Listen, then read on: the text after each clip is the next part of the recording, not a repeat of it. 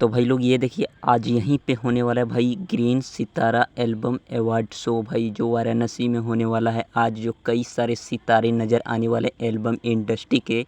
आप सभी को बता दूं कि कल्लू नज़र आने वाले हैं, रितेश पांडे, बहुत तमाम कलाकार नज़र आने वाले हैं, सिर्फ पवन और खेसारी को छोड़ के।